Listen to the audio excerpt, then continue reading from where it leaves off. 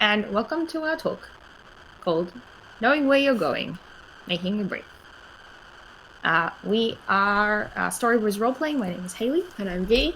And we are full-time game designers, and we are probably best known for our game Good Society, which is a Jane Austen role-playing game. We're lucky enough to pick up Game of the Year last year at the RPs, so that's nice. Today, we are going to be talking about a underappreciated and often overlooked part of game design, which is making your brief. And I've popped a little handout worksheety thing into the Chatterdome channel about that is sort of the questions that we use, the worksheet that we use to make our brief. So you can go in there and download it and look at it and be like, right, I get it, and not listen to the rest of this talk, but we just saved you a bunch of time. So what is a brief in role-playing? A brief is a roadmap of what you want your game to be. It's the measuring stick that tells you when you're getting closer or further away from your design goals. And the reason why you want to set a brief, among other things, is to make sure that you can design intentionally.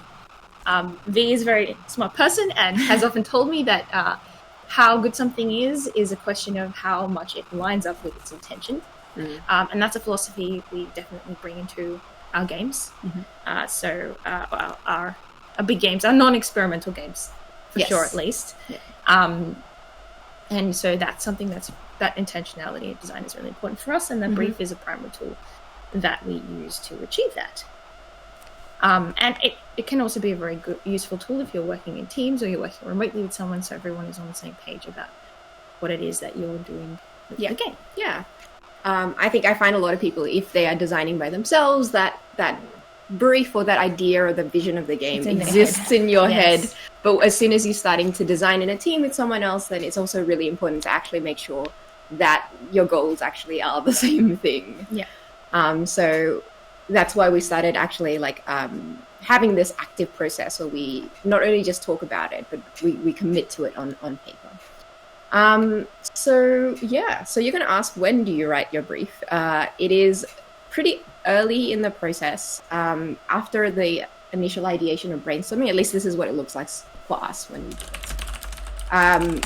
So we'll have we have like a list of ideas or game ideas just floating in the ether, and making a brief is actually the step that for us, I think, often turns that game idea, experimental or just for fun, to like a game project, a game design project specifically, because we now have goals, we now have something to measure our game design itself, so it becomes like a project for us.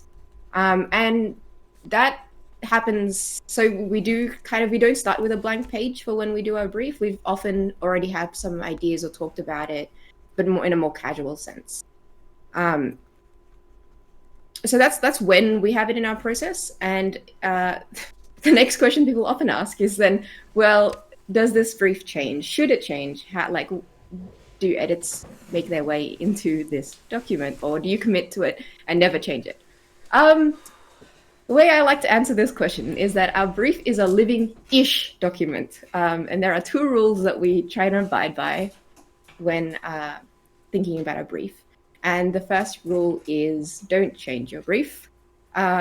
It's for really big ideas. It's a goalpost to work towards when you create smaller ideas that fit into bigger ideas. So it should only really change when your big ideas change. Like if you're playing soccer and the goalposts keep moving, it makes it a whole lot harder to get things in the goal.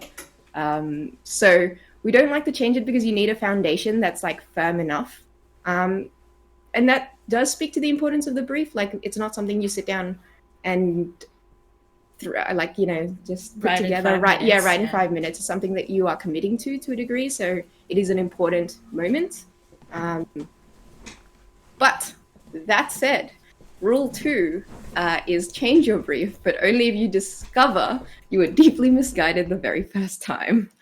Then that's the living-ish part, because you can't. Sometimes it's unavoidable that you will have something that you want to change. But that decision should be scrutinized, and you should have clarity within yourself or your team about why the brief is changing. It's not just you're changing it, why are you changing it? Because changing your brief, after all, means changing a lot of things about your project, because then you have to reevaluate everything else in your project vis-a-vis the changes you've made in your brief. So essentially, when you are changing your brief, it is a moment that you are changing the destination you're heading to. So you should be cognizant of that, and like why you are doing it is very important. Sometimes it is a good reason that you're doing it, and and that's the moment you will change your brief. But with those two rules in conjunction, it sort of helps us have some stability in what our brief is, but also an avenue to change it if it's required.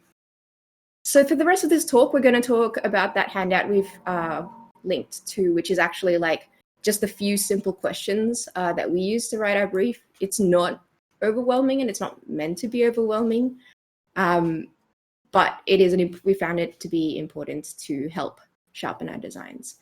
So you'll see that there are like 3 main parts and 4 questions on that page. 5 questions on that page. But one of the questions is there any questions? So so we've got like the big idea, the ideal play experience, and then some design questions at the bottom. So we're going to go through each of those parts and talk a little bit about them. And the very first one you'll see at the top of the page is your big idea, which is your high concept for the game. It's like a 1 sentence pitch sometimes. So we're going to use an example for, as we work through this sheet, a game we have in development, which is called Fight with Spirits. And Fight with Spirits' big idea is that it is a high school sports role-playing game. So a good big idea should sum everything, not everything, but sum up the general core idea so that anyone in your audience reading it could instantly understand what it is, and probably there's a little bit of a hook in there to get them interested in the idea and to boil it down to something that people can understand easily. I think that there is one question I had here was whether not all games have big ideas that are easily articulated. If you get, this is up very like at the top, because it is, your big idea is something central that all other things are going to be hooked into or built out from. So it is important, but sometimes it isn't easy to articulate. Sometimes you'll get to that question, you're like, oh no, I don't know what this is. Don't stop there, just skip it.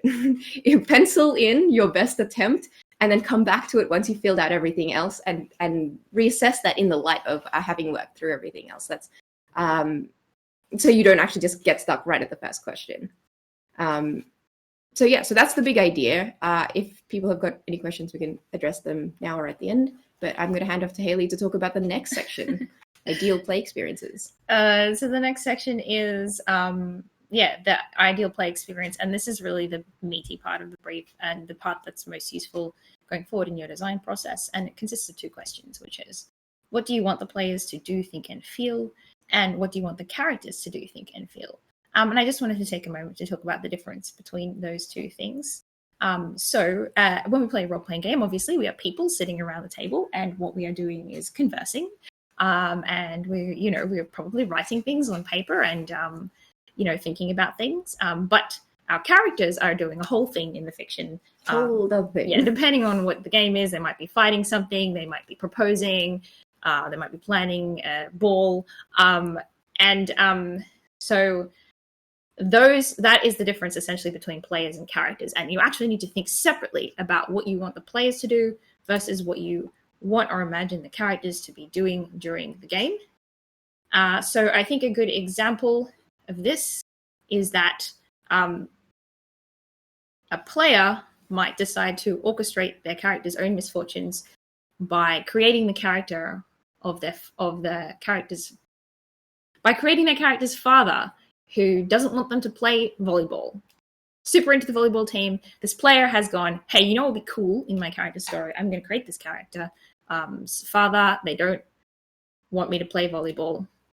What the character does is has an argument with their father and then sneaks out of the house to play volleyball. So what that might look like in your brief is that from what the players do. You want players to orchestrate obstacles for their own characters. And what you want the characters to do is to fight against adversity for their passion. So it's important to make a distinction between those two things. On this form, when it says character, that has a very broad definition. For example, the Quiet Year the character is the community, or you could say it doesn't really have a character as such. Basically, that question is getting at what's going on in the fiction. So if for your game, you don't really have characters, it just means what's happening in the fiction, or what do you want to have? What do you want? What things do you want to happen in the fiction? Yeah. When you are going through the process of deciding your ideal play experience and sort of fleshing this out, you can start including some of the broad concepts of your game here, and they can help you later in proactively thinking about what parts of the game you need to build. For example, in our brief for Fight with Spirit, one of the things we wanted our characters to do was to go through a tournament arc. So we had that in things we want our characters to do, and we can already see from that we're going to need to build that arc into the core of the game. However, you don't want to go too far here into the how. So your brief is really a roadmap for your goal. It's not how you're going to get there. And most of the how is best left for game designing because it's going to be changing all the time. Mm-hmm. So our Fight with Spirit brief states that we want our characters to grow and change. That's the goal. And you can accomplish this 1,000 different ways. Leveling up. Having more tags. I don't know. We haven't flipping over trait cards. Yeah. Unstacking a pyramid with a growth in the bottom. I don't know. So that part, the how, is not in the brief because it changes over and over again as you iterate through the game design loop. The thing that's always there is that goal that the character's changing from. Mm-hmm. So on to the next section. Yeah, so the next section is, the first question is, what are some questions, issues, or problems to consider in your game design? This is just sort of, this is a question that's like anticipatory in that, like, as you're going through this process, sometimes you'll find it naturally raises questions for you, and it's a good idea to note these down. And this question is meant to prompt that kind of moment where you write down potential things that you can see in the future. Or just questions that you have that you don't really have the answers for yet, and that's okay. So this is like a little box to sequester all of those kinds of considerations in. For Fight with Spirit, for example, some stuff we had in this question is things like, is winning better than losing, or is the important part just telling the story of these characters? If losing is okay, we need to take an approach that shows that. Like, that's not a goal per se, because it's like an open question we don't really know the answer to yet. It might become like and it might become part of the brief once we fall one way or another on this question, but we're not there yet. So that's already flagging a reason we might change our brief in the future, and why it's because we have an answer to this particular question. And so that's one. Another one we had was how to make people invest in their characters' defeats and difficulties and personal journeys. That's starting to go into the mechanics a little bit, but we kind of put it there so that we didn't go into the mechanics because we wanted to make sure we understood that as a open question to explore later down the track. I mean, for me, the reason, like, primarily why I felt like that should go in that section is because it's kind of a watch out. Yeah. And I often use this section for the watch out of our game and our process. Mm-hmm. And I think that you can also use it if there's any sensitivity. Yeah, that's right. That's another thing. Or safety. Safety considerations that you really want to that make sure arise and that keep front and center during a design process. It's useful for that as well. Yeah, for sure. And then you have them all in. So it's kind of a catch-all. Like it's can be like a lot of different things go into this bucket depending on your game project.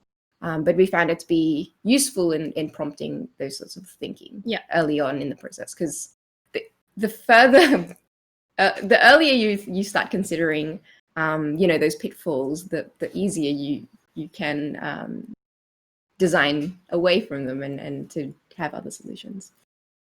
All right, so that's that section. Let's move on to the last one, which is pretty. Speaking of pitfalls, constraints and limitations. It sounds pretty obvious, but you cannot go beyond these.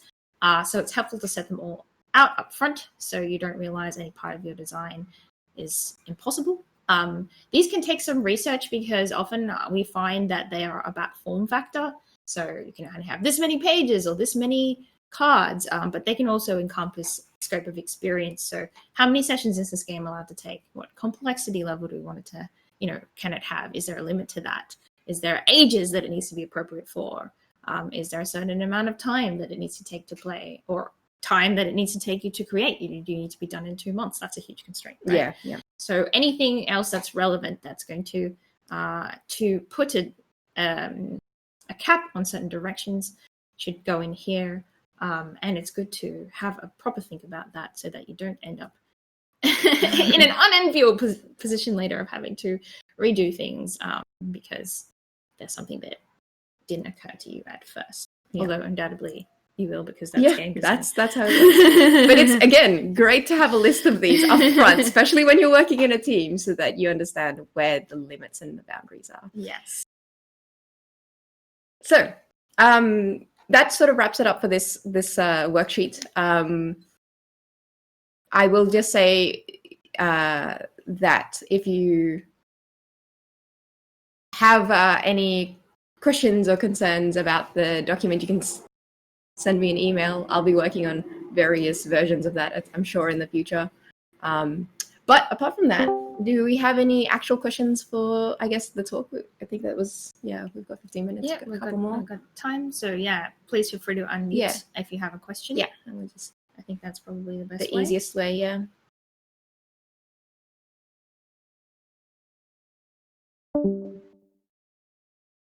Good news, V. Oh, hello. Yeah, no, sorry, it's me again. It's Patty again. Hey, Patty. Yeah, look, I will just jump in and say, huge thanks for taking the tough morning slot, and great bit, great little seminar. This is the sort of stuff that really separates the sort of pro level, I think, from the amateurs. So awesome stuff. I did have a. No, sorry, go on. No, go ahead. Finish your question. I'm sorry. Yeah, I was just thinking, in particular, with regards to when you're thinking about your questions, your sort of problems you want to be considering, and particularly with regard to Hayley's watch out. Do you have a best practice for dealing with unknown unknowns, I suppose? Do you have a good way to sort of keep the plan flexible like that? Yeah, that's an interesting question. I think that it's hard to plan for the unknown, obviously, by virtue of the fact that it is unknown. I think our best practice is that we are always trying to be very aware and cognizant of that might happen, and to actually stop and assess it at that time, and not sort of just gloss over it. To be aware that those things will pop up as well, and to react to them promptly when they do happen. I think for me, it kind of divides into two categories. One is the thoroughness of your upfront thinking to try and make some of those unknowns at least something that you've put into your consideration process. Even if you don't know exactly what problems might arise, you can kind of be like, this is going to be a general issue.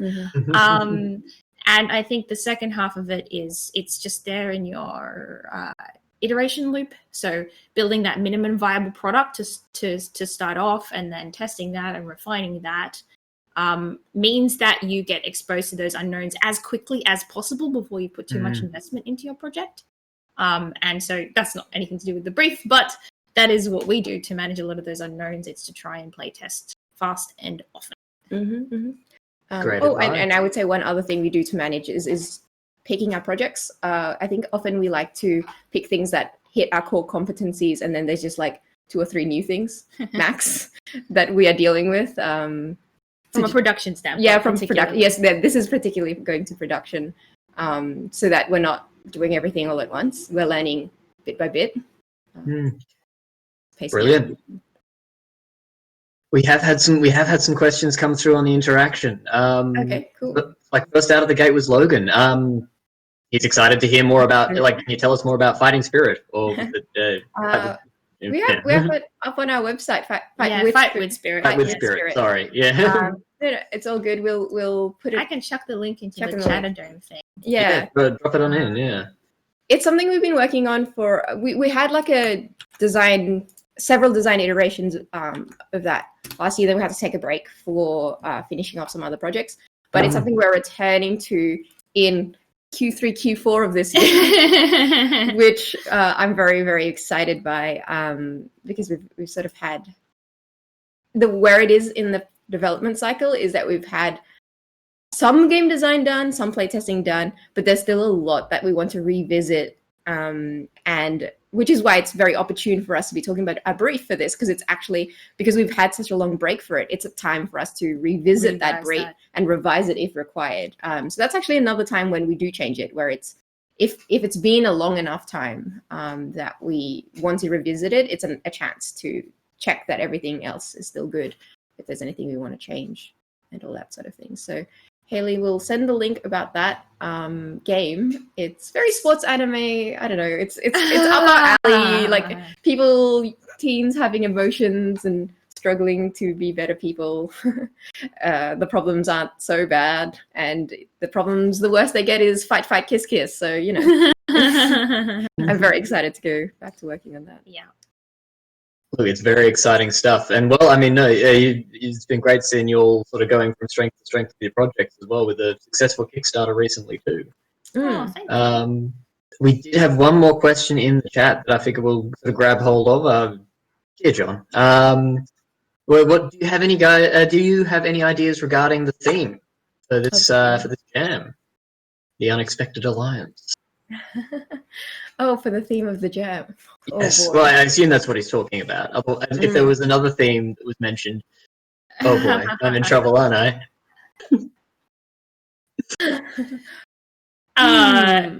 Is it sad that did you say the theme was Unexpected Alliance? Yes. Yes, it's very sad, but the first thing that jumps out into my head is we just released a book of expansions for Good Society. Yes, the first thing that comes into my head is a game of marriage. Marriage. Yes, naturally. I can certainly see it working. Yeah, that's good. Works for us, will work for you too. Yeah. Cool. See another question. Yeah, we've got more coming in. Question, so we don't want to go too far over time here. How do you start to figure out? So how do you start to? You go. No, I don't want to be talking any more than I have to. All right, fine. All right. How do you start to figure out how to add game mechanics into the initial brief? I know that potentially the question. So we wouldn't add any game mechanics into the initial brief, because those are the very things that are going to be constantly changing as we go along with our design. I think the most that we would do is leave it as an open question of like, how should I handle? So like, game mechanics often support a concept in the game. So, like, how are we going to, and I'd leave it as an open question. How are we going to handle tournaments, matches, and games in Fight with Spirit ? And that's what I would have in the brief. And then later on, how to actually like ideate for those game mechanics later on is a whole nother process that we use about like brainstorming and building up things from.